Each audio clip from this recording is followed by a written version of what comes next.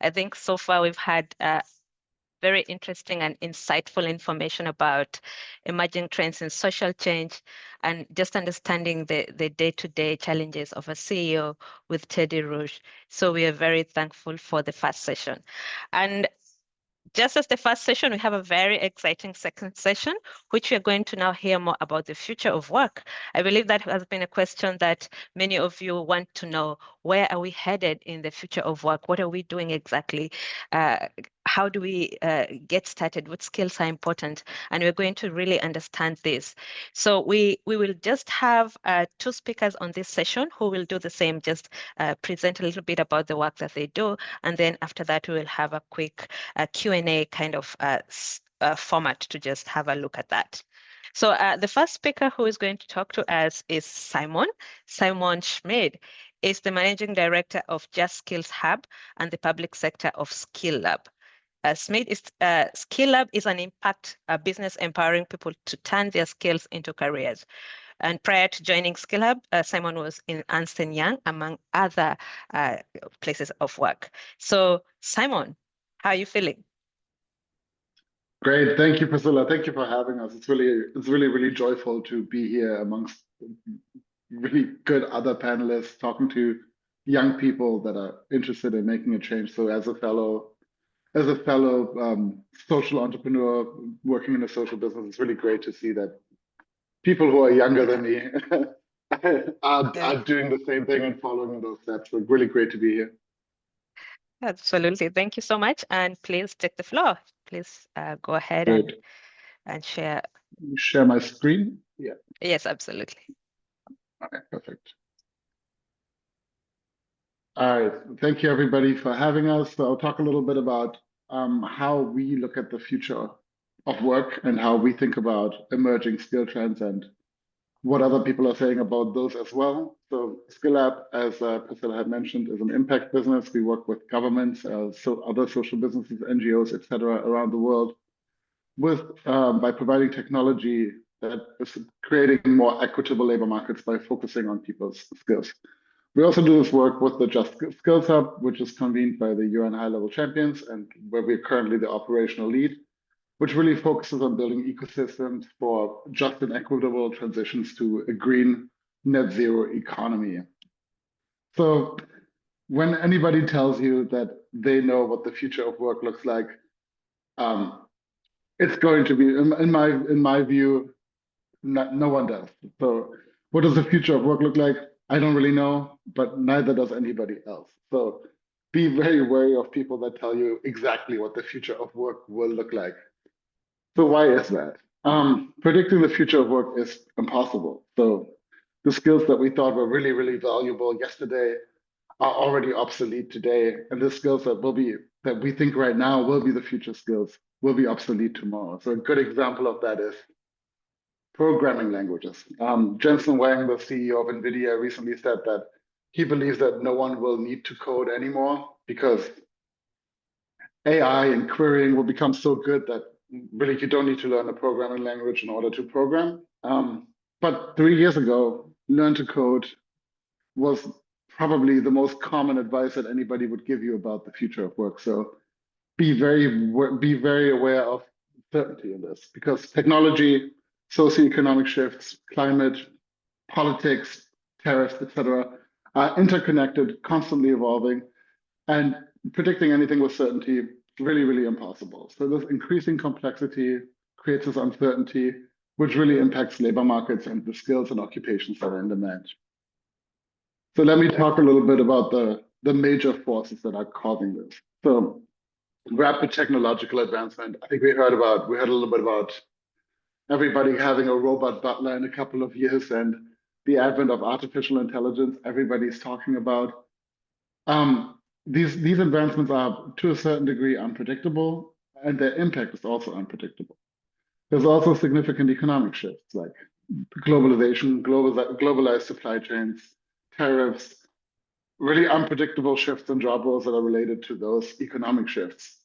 A topic that's really near and dear to my heart, the green transition, green skills, green jobs. All of these policies shape labor markets in ways that we can't predict. And then lastly, we have black swan events, so events that are really unlikely, but if they happen, have a terrific impact. So like a pandemic, natural disasters, which we are likely to have more of in the future.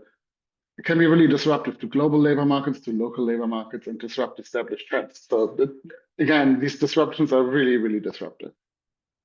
So what can we do? What can we do about this, right? How can we, as young entrepreneurs or slightly older entrepreneurs, prepare for this? We believe that the most important thing in this context is adaptability. It's learning, and that includes things like becoming resilient. So dealing with setbacks, dealing with things that are unexpected, especially as an entrepreneur, bouncing back from bad results, from mistakes, learning from those mistakes. So learning to learn, lifelong learning, being open to changing your opinion, changing your view, changing your skill set, changing your mindset. All of that is really important. And finally, I think at least for the predictable future that I want to live in, human skills will remain important, whether it's leadership, empathy, thinking critically, problem solving, or communicating. All of those things will remain important as long as we continue to interact with other humans in the way we work. Finally, I wanted to talk a little bit about agency, and really, we sometimes talk about the future of work as if it's something that just happens to us and we have no role in shaping this. Individually, it might feel that way, right? But collectively, we have some agency into how we want to how we want to work with, for example, artificial intelligence. Do we want to work with AI agents that supplement our job role, or do we want AI agents to replace us? This is not up to us as individuals, but as societies, we have some control. So first of all, the future of work is incredibly dynamic. Embrace change, leverage these transitions, drive transitions, be at the forefront of it, and build your adaptability. Focus on your core human skills, so interacting with other humans, being efficient and effective, and empathetic and understanding and interacting with other humans is really important. And remember that the future does not just happen to us, and especially you as the crowd I'm talking to now. As young entrepreneurs, as young change makers, your role is vital in shaping a better, more sustainable future. And in your role as leaders, it's going to be on you to a certain degree to shape what that future looks like and have impact on what that future looks like. So let me finish with a quote from Alvin Toffler. I previously said mistrust everybody that predicts the future with any certainty, and yet I'm using a quote from a futurist. So slightly contradicting myself here. But the illiterate of the 21st century will not be those who cannot read and write, but those who cannot learn, unlearn, and relearn. And I think that's really a really insightful observation, because that's really what adaptability, that's what being flexible, that's what being riding the wave, so to speak, is all about. So learning, forgetting, and relearning, changing your mind, changing your skill set, changing your mindset, and being at the forefront of that change.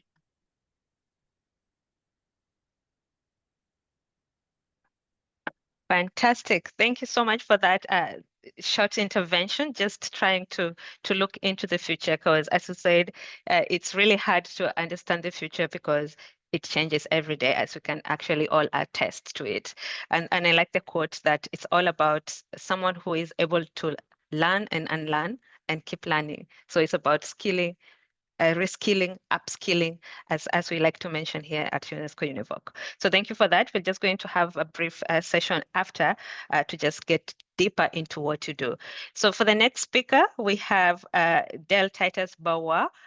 We're pleased to have you here, who is the founder and CEO of Web3 Africa Group and the co-founder of Virtua. So Del works mostly in the US market as well as the African market, and his passion is about pioneering conglomerate transforming Africa's digital landscape through blockchain technology, centered decentralizing finance, and innovative policy frameworks. He's been part of the different aspects within the UN, as he is the global chair for the Art Help and the United Nations Digital Climate Library. We are really, really pleased to have you.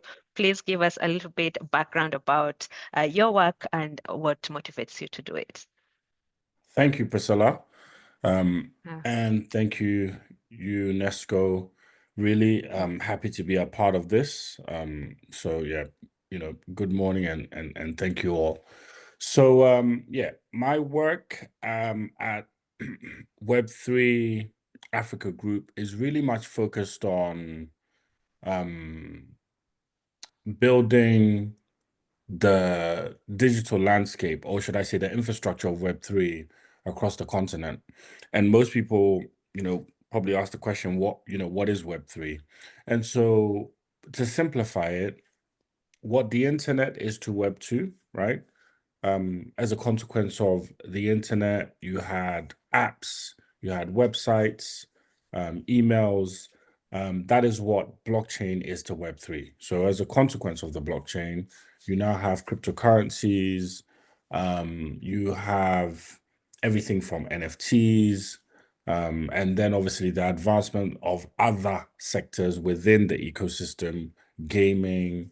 I wouldn't put artificial intelligence in there, but I'll definitely say that they work hand in hand with most of these industries. Essentially, you would say that the blockchain is kind of like the catalyst for most aspects of what you see in the Web3 space today. And so, the work that we do with Web3 Accra was essentially focused initially on an opportunity that we identified, actually a pain point in Africa, really. And that pain point was maybe about, 5 years ago, identified that, we have a GDP that wasn't performing at its best, 70% of the world's youth being on the continent. And what were the drivers of the GDP on the continent, right? And in my opinion, it just wasn't moving as quick as it should, or the value wasn't be created given all the resources we have and access to the kind of youth and talent that we all know Africa has. And so to give context of that, today we have a combined GDP in Africa of $3 trillion, roundabout. And then when you come to the US, you see that there is almost just like four companies. Up until last month, they had a combined market cap of about $10 trillion, which are the tech companies, right?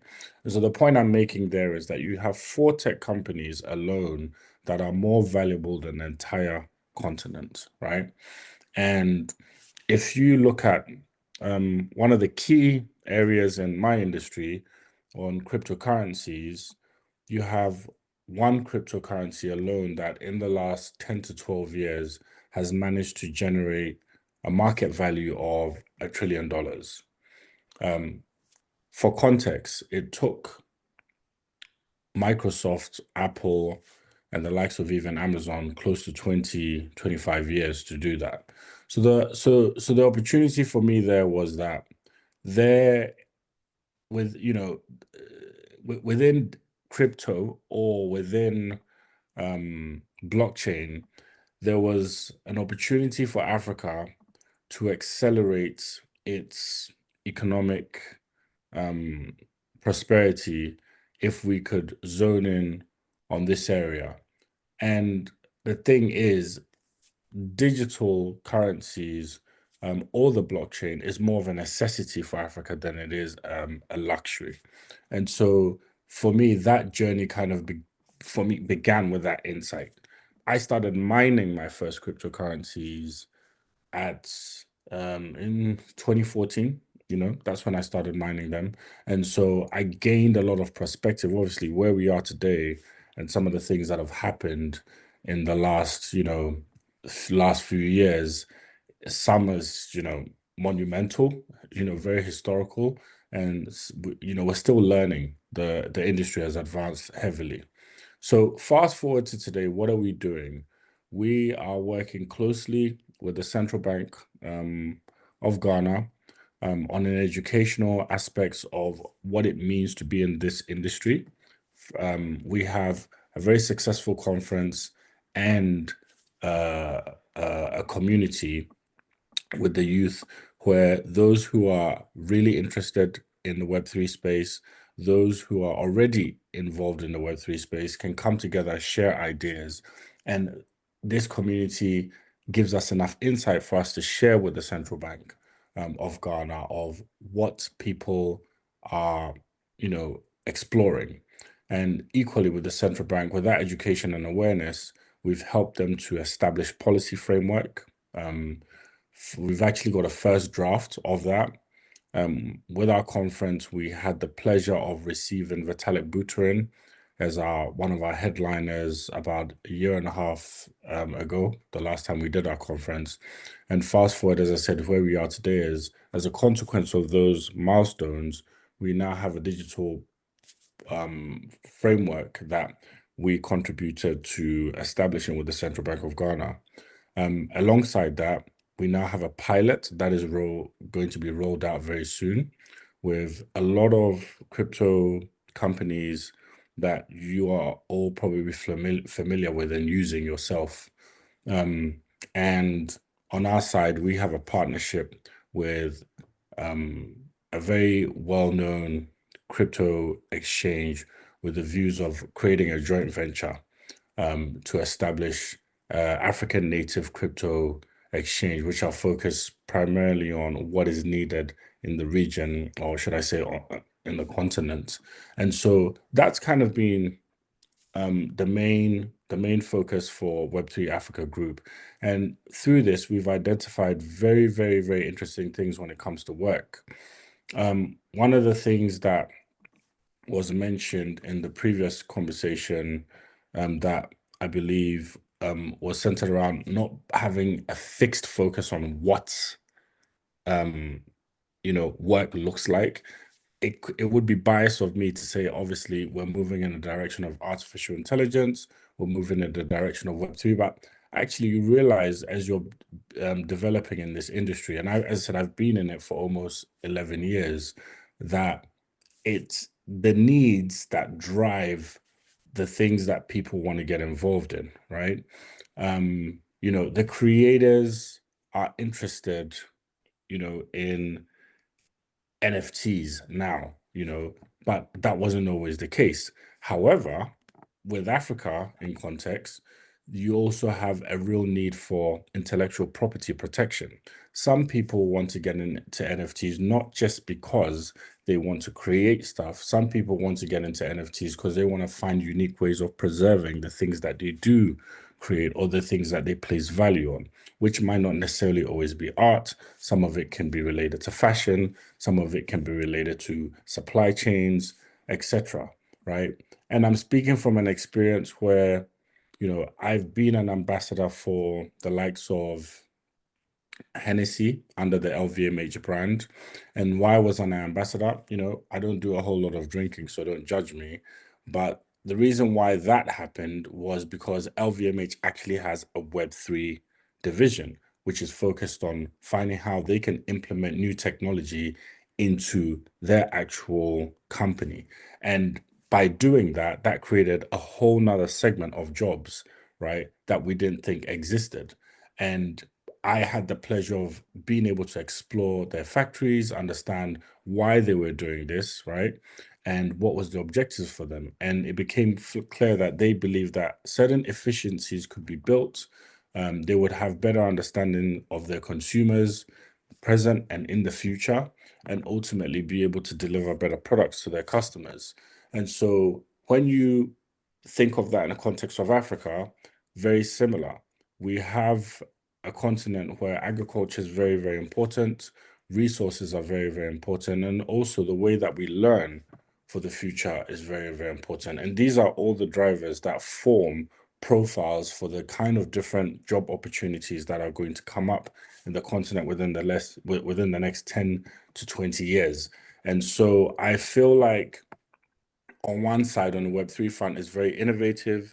There's ways in which people want to work that is, should I say, unique to what we're currently doing today. But I also feel like that will continue to evolve as the challenges of the new age comes to us in Africa, and we figure out different ways in which we adapt to that.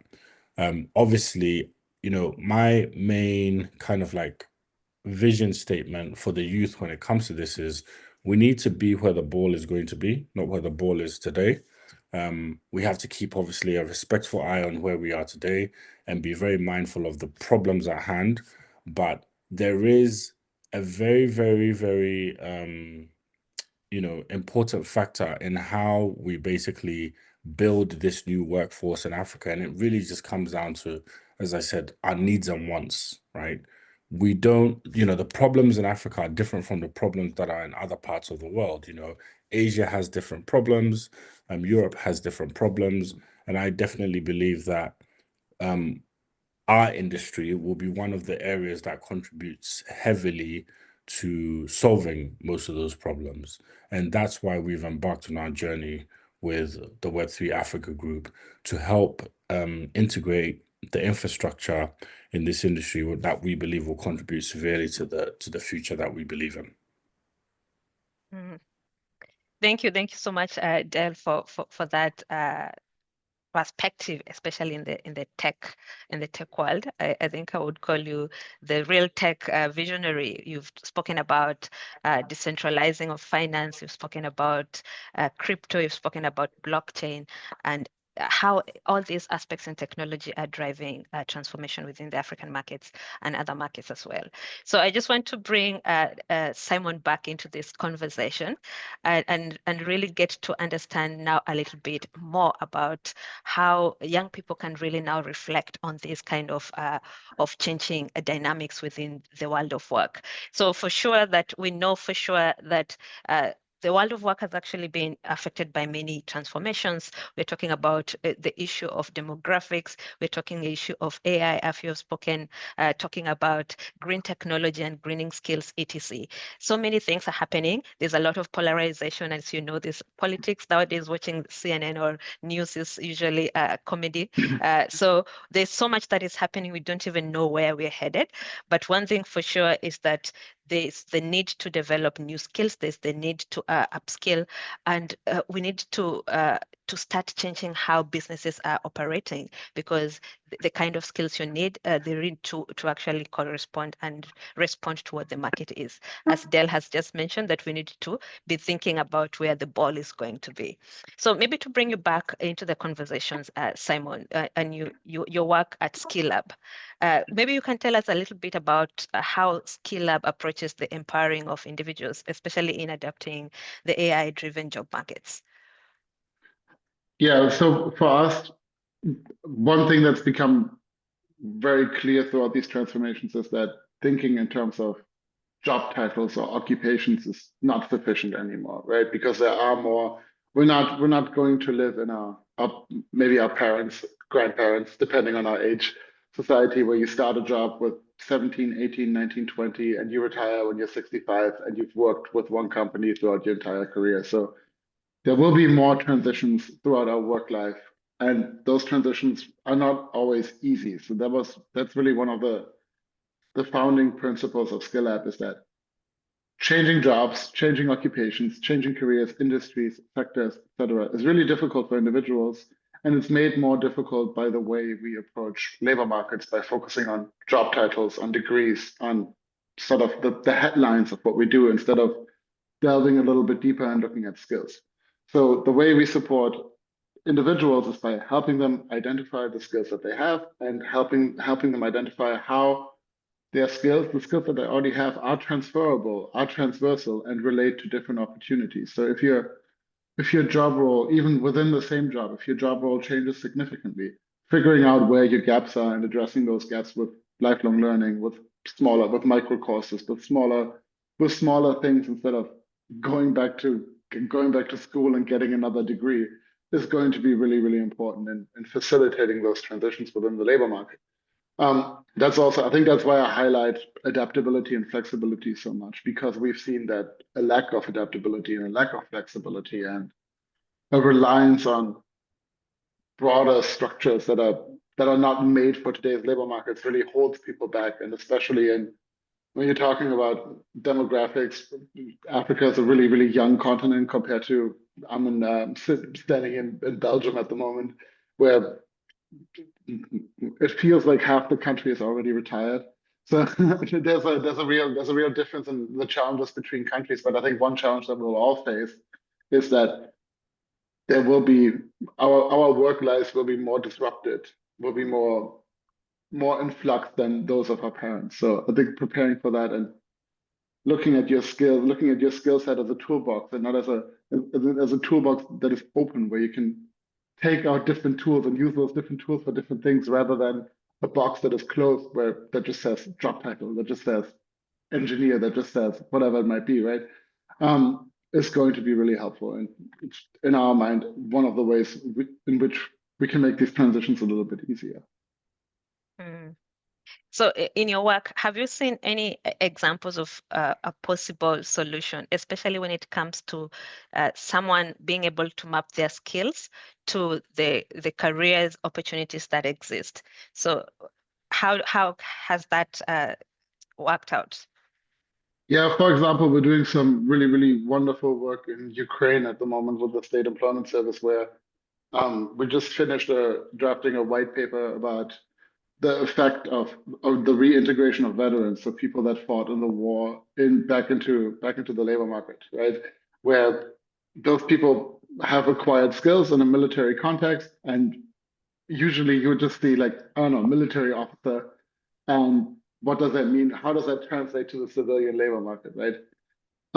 What we've done is we've now had over 12,000 people fill out their skill profile, and 95% of them have sort of found pathways back into civilian life, so back into jobs that are fulfilling for them, that recognize what they have done over the past years, the skills that they've acquired in a completely different context.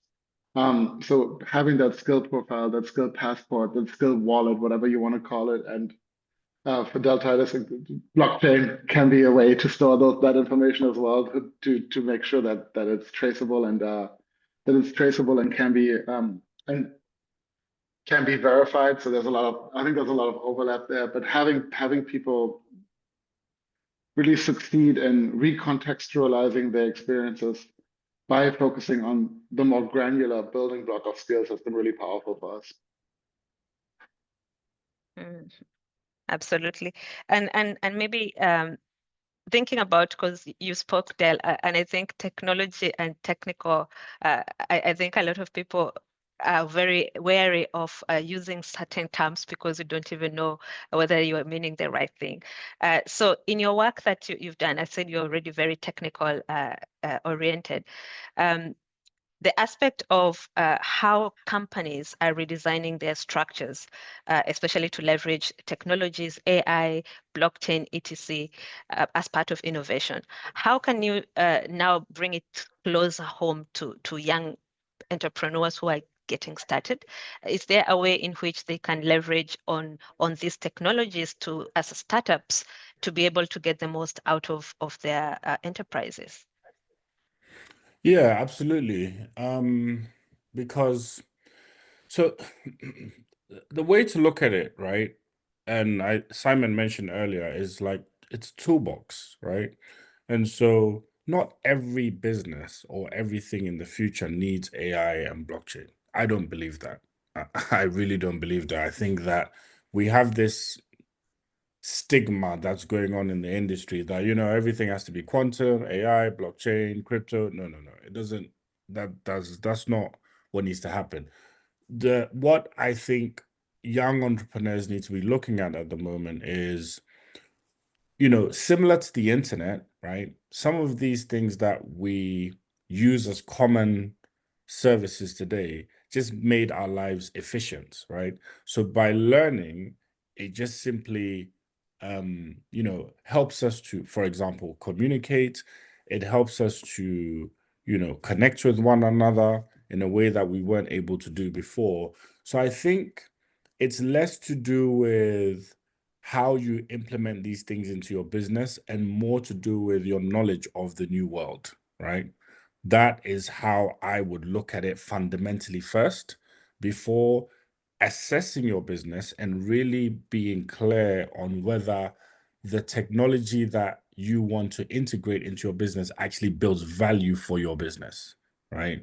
That is the way to kind of like approach, in my opinion, these new innovative technologies. And then lastly, what I would also say is that where somebody is a novice and they don't necessarily know where to begin, example, I had no experience in cryptography. I read the white paper, and I read the white paper for Bitcoin every year, right? Even though I mined Bitcoins, even though I am very, very well vested in the industry, right? You read the, should I say, the kind of like handbooks, right?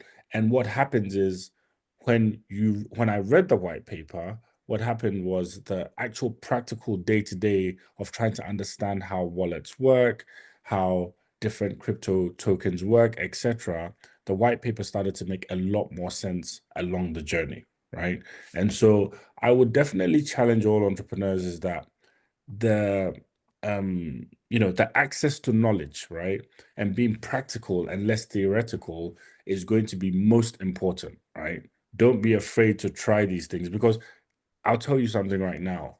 90% of the people that want to know about crypto and this industry don't even understand it.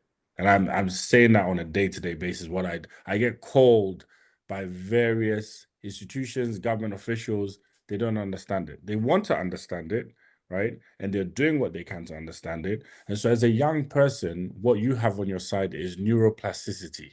That is something that you can use to your advantage better than anybody else with youth.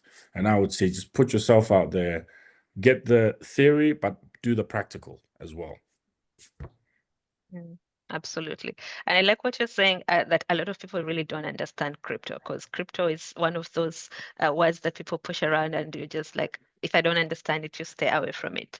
So in other, because I know a lot of young people are starting enterprises that are more closer home, something that they've actually grown seeing. In terms of the digital space, which other opportunities do you see that many young people who are still in the idea phase can start looking into, other than crypto and blockchain? Are there any other digital spaces, opportunities that you see? I mean, this is just one example, but something that has been really interesting for me is around the whole gaming side, right?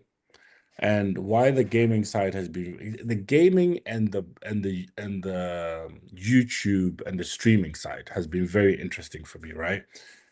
So to the point that Simon was making is that when I was young, I just played a video game and that was it, right? I had 30 minutes to an hour, and usually I would get that 30 minutes to an hour to play my video game based on my schoolwork in the week. If I had done it well, then my mom would let me get access to the game to play it, right? That was the deal. I didn't get paid for it. None of those things happened. Today, a YouTuber is making more money than somebody who, in all fairness, could be working, in an institution, right? That throws no shade on the institution, but the point I'm making is that the integration between like what we used to consider as just like general entertainment, those lines are really blurred now. They're not the same anymore. And so I think what young people should think about, right, is that, things in the current society are a lot more kind of like um contrarian might not necessarily be the right word, but there's definitely a lot of like unique pathways to building value, right? And I think that this is definitely the best time to kind of explore anything that you may have considered to be something that was just for entertainment purposes, or something that was just for a few people maybe 10, 20 years ago. those dynamics have changed. I mean, I see a future where in 40, 50 years time, you know, space travel, you know, you start having Ubers going to space, as weird as that sounds, because there's so many things that are happening now that are bringing the cost of things that were very expensive to build before, you know, it's just becoming so much more cheaper. So I would say the gaming area is very interesting. The streaming area could be very interesting for young people. And I also think that they shouldn't be afraid to reinvent some of the things that, you know, we traditionally use, you know, whilst focus, basically thinking of breaking things that appear to be very kind of like, you know, like legacy systems, because legacy systems that worked 20 years ago may not work today. And I don't think that young people should be afraid of, you know, rebuilding these things. And so, as I said, you know, I would probably look at areas like gaming, I'll look at areas like streaming, for the more creative, you know, focused. And for the less creative focused, I would review the way that the concept of work is done. So you do have AI in your benefit. That doesn't mean use ChatGPT for everything. But the point I'm making is that through AI, you can really integrate AI with your day-to-day theoretical stuff to ensure that you're a lot more efficient and robust in how you build things, quicker, you know, and I guess more progressive. Fantastic. And maybe back to you, Simon. There was actually a paper that was released recently that showed a very interesting disconnect. So this was remote talking about the most searched job opportunities on Google were actually pilot, lawyer, and the more traditional jobs that you know. And then if you look at the paper that was released by the World Economic Forum, it was talking about a different story, which was about jobs within the tech space, jobs within the green technology. And this is what we are focusing on when we talk about the future of work and AI. So from this analogy itself, why do you think there's this very stand disconnect? And are there strategies in which now the young people can realize where the future is going and start upskilling and reskilling for these opportunities? Yeah, I think it's one thing that's quite clear in our work is that one sort of failure of us, of society, is that we don't do a particularly good job of telling people where the world of work is going, right? Of communicating this and of informing people. So in a lot of ways, it feels unfair to put the onus of making informed decisions about the future of their work on young people if that information is not available to them. If we don't make that information available in ways that are understandable, that are accessible, that are there for them to make those informed choices. In general, I think we struggle to create that information, right? Like as I said, I think anything forecasting beyond more than 2 to 3 years and with any specifics is really difficult. But there's even a disconnect in the now, right? Like if you ask people on the street what are the most in-demand jobs, people would have no idea. Even job seekers, people who are unemployed would probably have no idea. Even in some cases, ministries of labor would have no idea. So that's a really crucial disconnect, that before we future casting and we're looking at jobs 20 years from now, we need to do a better job understanding of what the jobs of now are for people who need a job now, who are not necessarily looking at 20 years away.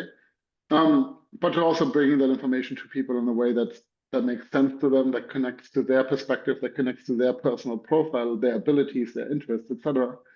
And I think the role of career guidance, mentoring, whatever you want to call it, is really, really underrated here. And many people, it's an issue of accessibility, it's an issue of equity, right? There are many people don't have, where the more privileged may have access to that, where the less privileged may not have access to those resources, and making those resources more readily available. And echoing Titus here, the cost, it is possible now. Technology makes it feasible to bring that information to more people, to create that information. So there's no reason not to do it, but we're currently still in many ways failing at that. Absolutely. So I think, as you said, there's still a lot of gaps on information about where the future of work is. But of course, I think developing and upskilling is key. And maybe back to you, Titus. You spoke about your passion and your work in the African context within technology, and yet we know that on one end, AI technology really allows for people to gain access to a lot, but on the other end, it provides the digital divide because not everyone has access to these digital tools, internet, computers, etc. So how do you tackle this kind of challenges, especially when you want to improve on inclusion? Sorry, you're muted. Sorry, can you hear me now? Yeah. Perfect. That's a great question, actually, Priscilla. So, in context to Africa, one of the things that we've focused on is trying to take innovation into areas that would not have access to innovation otherwise, right? A good example of that for us is we worked with Global Citizens when they first started coming on the continent. I mean, most people are familiar with them by way of their concerts, but in addition to their concerts, what they do is they also kind of like you earn your access to the concerts by doing impact focused work, right? So, for example, you gain points and rewards by gathering more than 100 people to go and clean the beach, right? And that contributes towards a reward system that gives you points that grants you access to these amazing concerts they're doing all over the continent. I had the pleasure of sitting on the board for that when they did that in Ghana about 3 years ago. Now, one of the things we did with them is we basically said there's young people that live in rural parts of Africa who will not have access to this unless their parents may have the funding to basically put them in a certain kind of school, or even if they live in the city. So what we did is we handpicked some kids from the capital city, and then we picked a good number of kids from rural areas that would not have access to some of these fascinating technologies like virtual reality, etc., right? And we allowed them to basically have this experience. Now, our objective with that exercise was to basically understand how they related to this technology, and did they find it useful? What kind of impact did it have on them? And it was very awe-inspiring, right? Because some of these kids literally believed that they could change their whole entire communities with some of these technologies, right? Even though they didn't understand it as well, they conceptualized what they could do with it. Anyway, fast forward, we are now on the verge of, establishing a physical space that becomes our kind of like flagship hub, right? With the views of scaling it into various areas that have, particularly the areas where they don't have access to this, right? So that young people in those areas can begin to dream and, be inspired of the future, and not get into this mindset that I have to go into the city in order to prosper and be able to access this technology. Those are one of the pillars that we're building at the Web3 Africa group when it comes to the work that we're going to be doing going forwards around education and exposing kids who don't have the access to this technology in the future. Okay, fantastic. We only have, I think, 5 minutes, so we're going to do justice and really look at one question from the audience, which is, how can we empower employers and future employers for multiple work/job transitions? Maybe Simon, do you have a Yeah, I think solution for that? I think this has my name written all over it. I think employers are facing similar issues to job seekers, right? Where there's a many employers, especially smaller, medium-sized employers, would struggle to describe their job openings, their positions in terms of the skills that are actually needed. They also still think in job titles. What I hear many times is like, oh, when we post a job online, we just copy the vacancy from someone else's vacancy for a similar position. So there's, in many cases, not very deep thinking about, let's call it the skill composition of those jobs. And as those transitions become more frequent, as jobs themselves continue to evolve, where 5 years ago, 10 years ago, if you worked in procurement, you didn't have to think about the impact of the impact of like CO2 emissions, for example, on your supply chain, right? Like now you do. That's the change in that job. We need people with different skills in procurement managers, etc. So jobs change internally a lot as well, whether it's that or using AI within the job to help you perform better, whatever it might be. And employers have a hard time capturing that. So very similar to job seekers, where instead of thinking about degrees, job titles, if employers are supported in doing a better job and thinking about their own internal roles as sets of skills that are required, it'll make the transitions easier because you then realize, okay, this job is changing in this way. The person doing this job right now has these skills. These are the skills that are required for that new role. There's an 80% overlap. What do I do to fill that gap, right?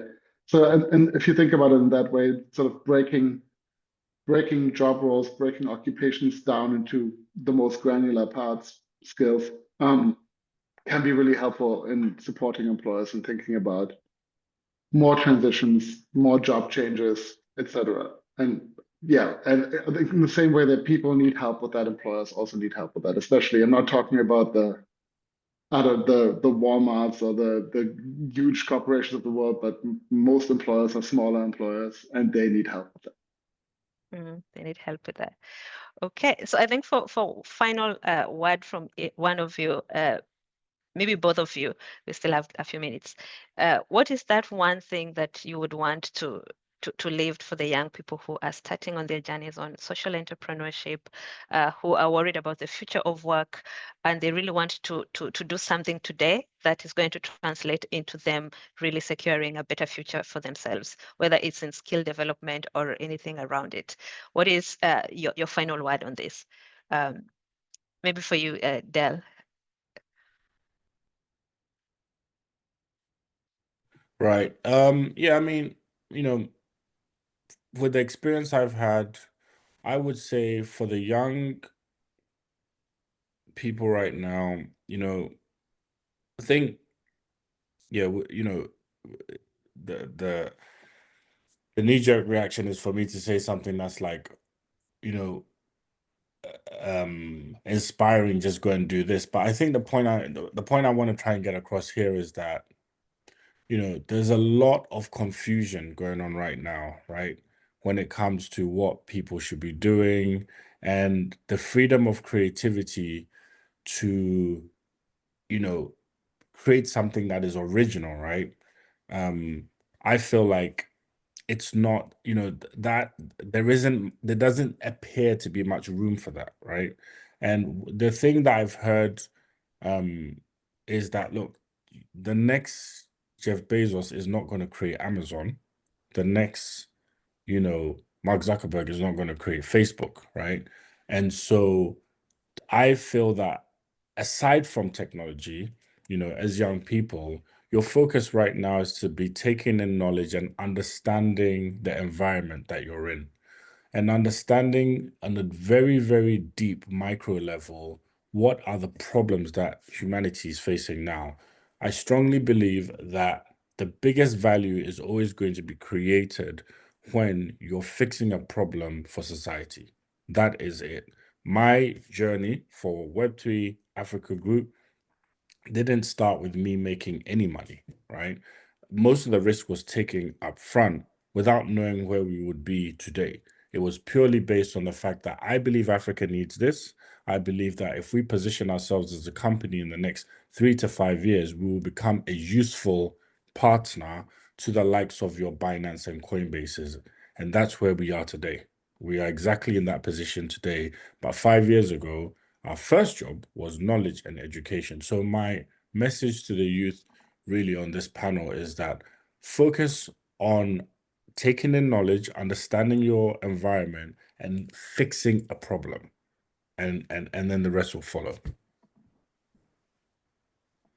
Sounds quite right. So, Simon, you have any additions on this? Yeah, I'll keep it very, very short and just pretty much echo that, and also what we heard previously today. If you focus on fixing someone's problem, you're really doing the wrong thing, right? So like listen to your customers, listen to those people who you're fixing the problem for. Focus on making people's lives measurably better, a little bit easier. And there's enough problems to fix, right? Like we're not going, that's one thing we're not going to run out of, is problems to fix. So yeah, and to add the inspirational, be brave about this, be bold. It's okay to fail. It's okay to run the wrong way a little bit. As long as you remain resilient and flexible, that's perfectly fine.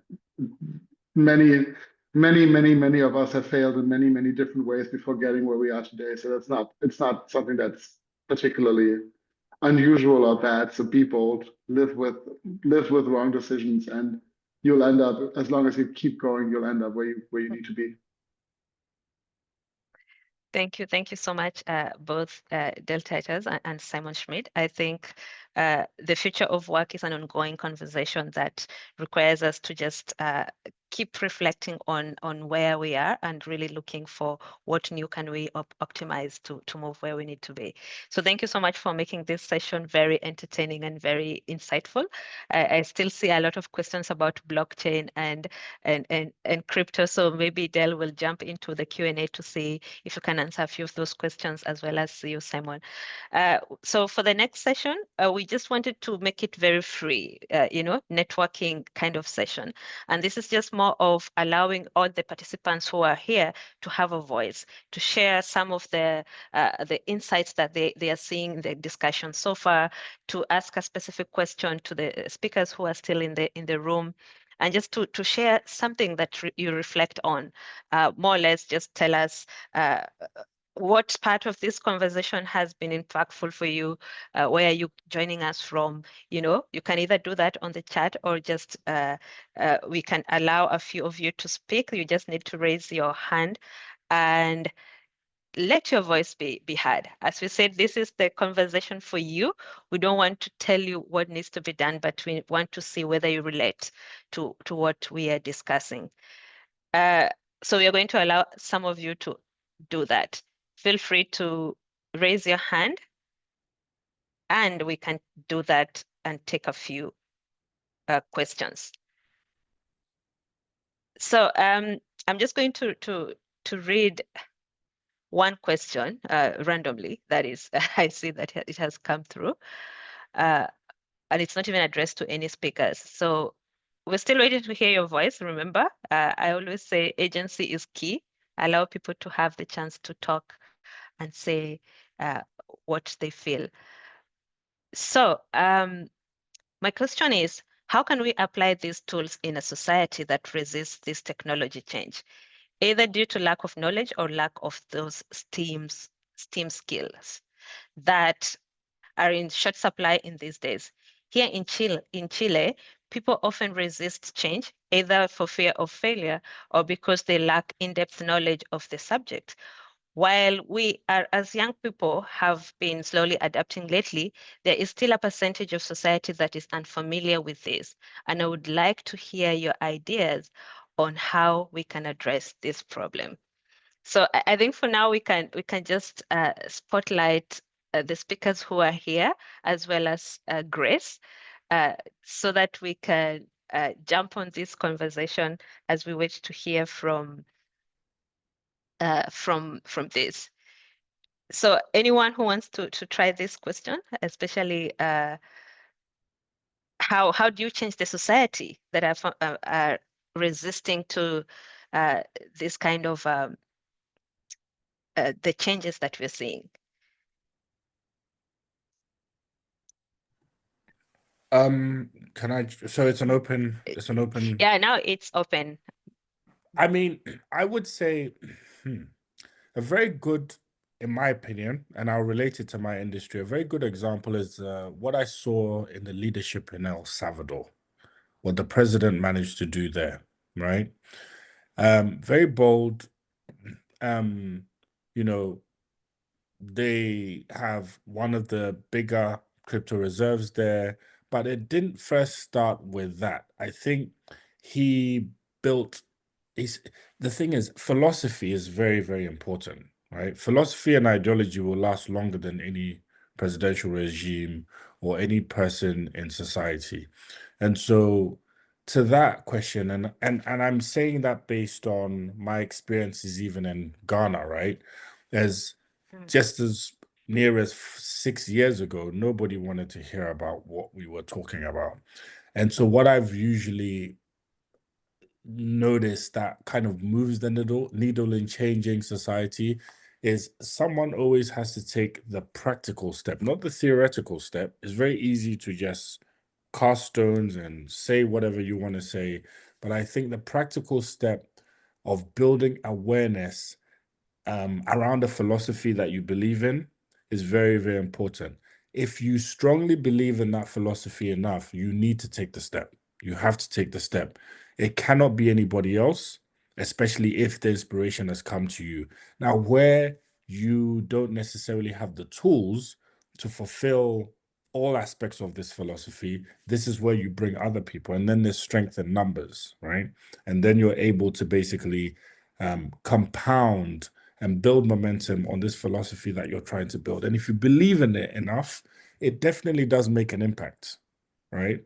And I'll use that, as I said, in my example with my own journey in Ghana and what I've seen in, as I said, countries where the philosophy was driven by practical steps, followed by a leader or the person who is thinking about making this change, not being afraid to bring in people in the areas that they're weak to implement, to allow them to move forward with this philosophy. So philosophy into, execution and collaboration are key factors when trying to make a change. Absolutely. I think yeah, Grace, please go ahead. No, just tapping on to what Dale said there, and also that just the whole concept of I was thinking about that circle of influence and circle of concern, and I don't know how old Nicholas you are, and yeah, obviously you're a young person, really wanted to make a change, and I can see that also in some of the social entrepreneurs that I have encountered with, is that they really look at what they can do, and that they have control over. Otherwise, you get really frustrated about all these things that are kind of outside of your own control. And one of a question that I heard how you can actually make a change in the world was also think about what you can do in the next 24 hours. Like just the tiny little things that can help you move forward was one of the things that I thought was realistic and helpful to kind of change your mindset of making a change in terms of technology or getting awareness like Dale was talking about. So yeah. The mindset is a mindset issue.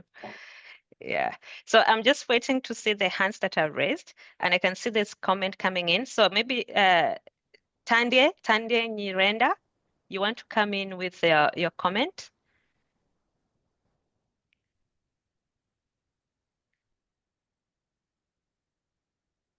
Tandie? We only have less than 10 minutes. So, Priscilla, Tandie? we have Husham there, but I don't see Tanya. Okay. Who has raised their hands? Maybe I'm not able to see from my end. Jawad. Kusham, okay, please go ahead.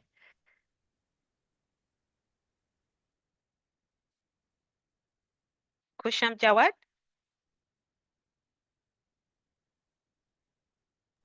I think he's on mute.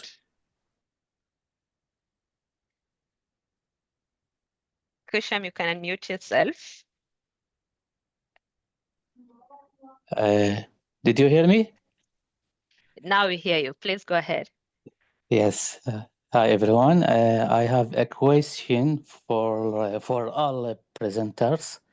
The question is how they see the role of youth in driving social change and innovation. That's my question. Thank you.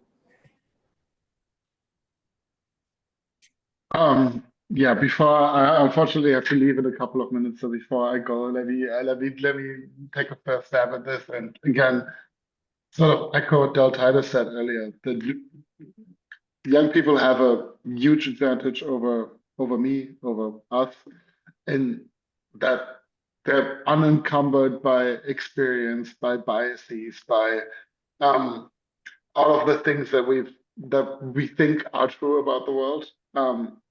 And the neuroplasticity factor, the ability to adapt to change, the ability to come up with new solutions that I would not come up with, is tremendous, right?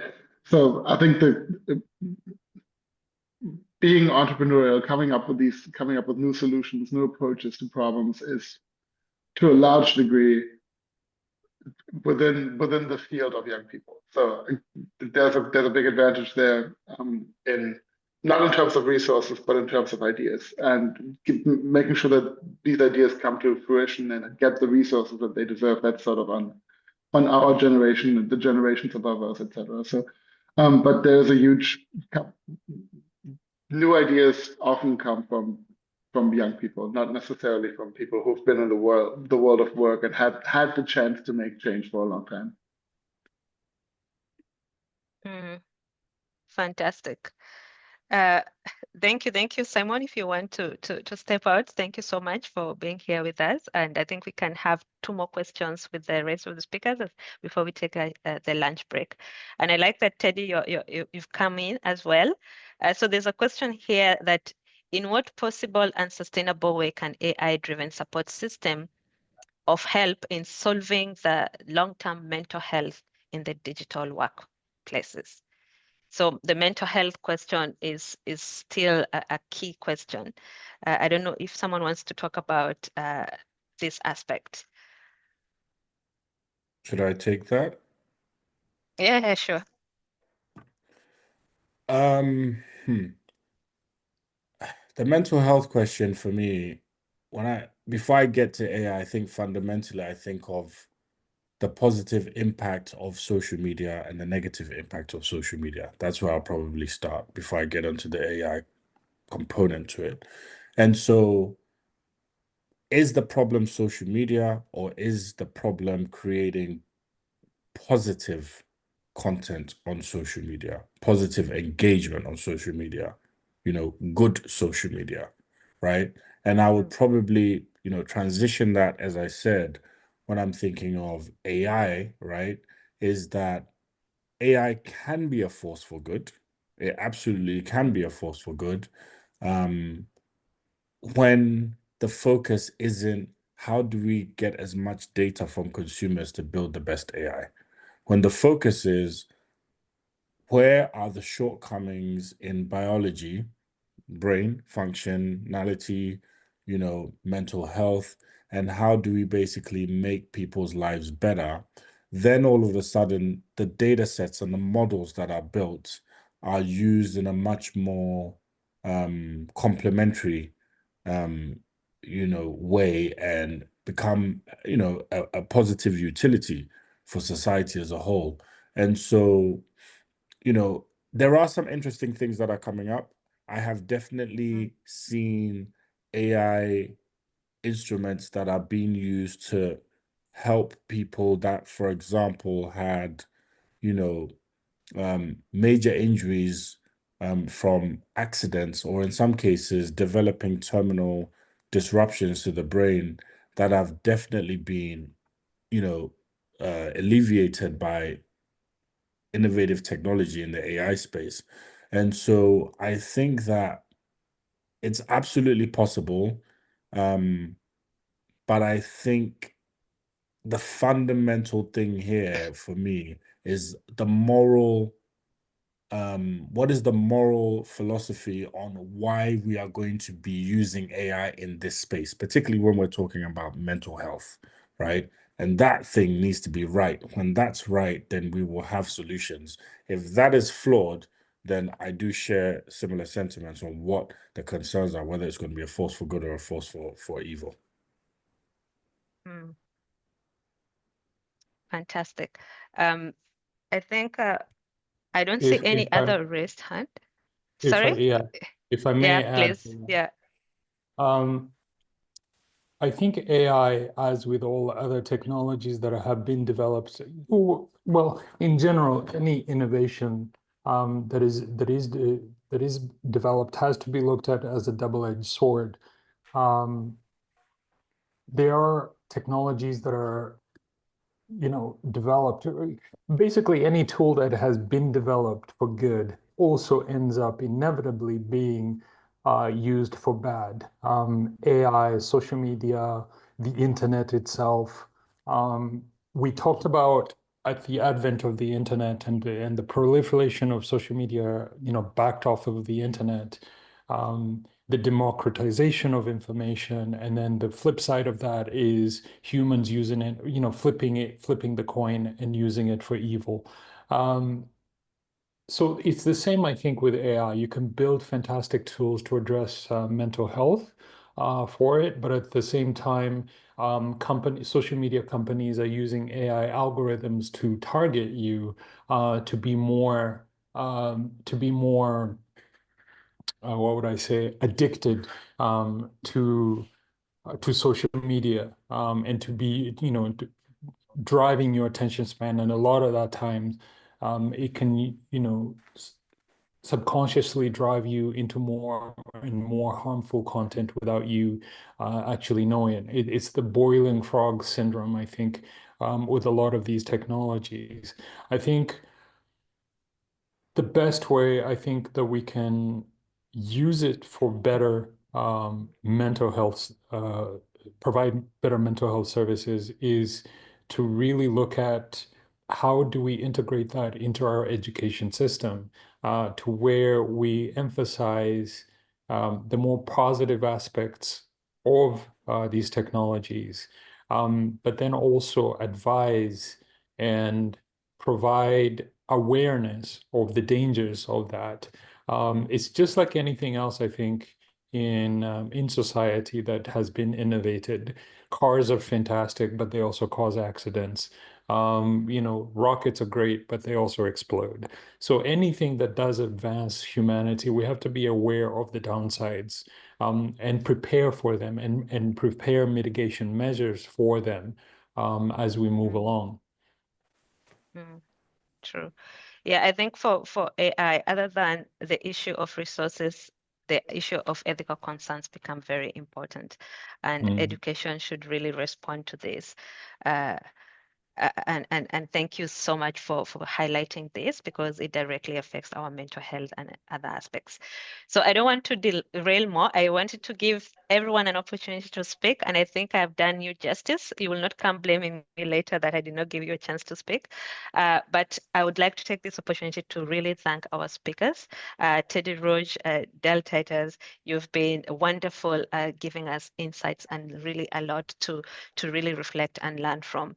I believe we have shared, we'll continue sharing some of the PowerPoints and your web pages to our audience so that they can come back and follow you and to get to learn more. So thank you so much for this opportunity. And I think for participants, you've had a very exciting morning session.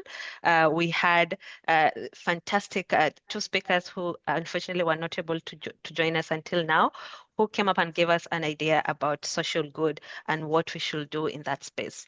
Then we had Teddy, who came in and talked about his experience as a CEO. And now we also have Del and Titus, who also came and talked to Del, Titus and Simon, who talked to us about the future of work. So there's plenty that we can do, and there's plenty more.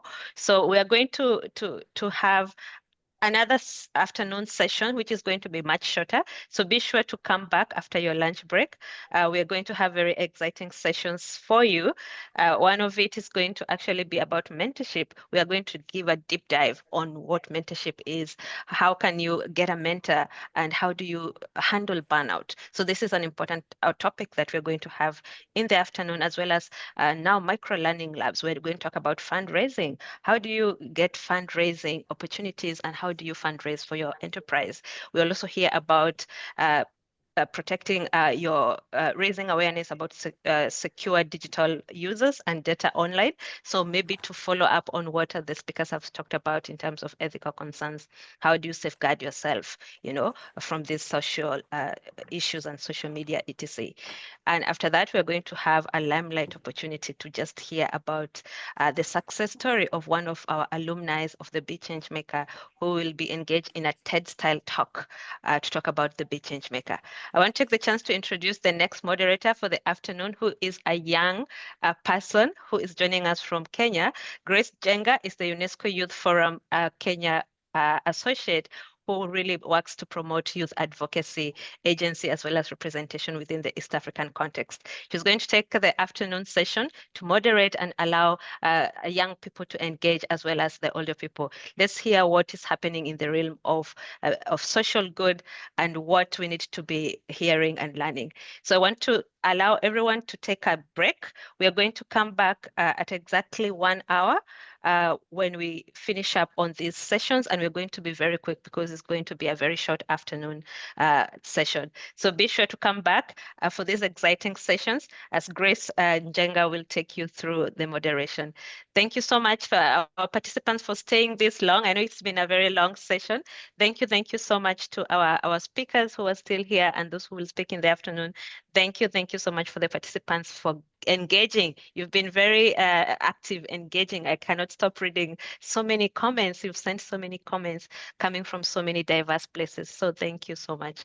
See you all in 1 hour.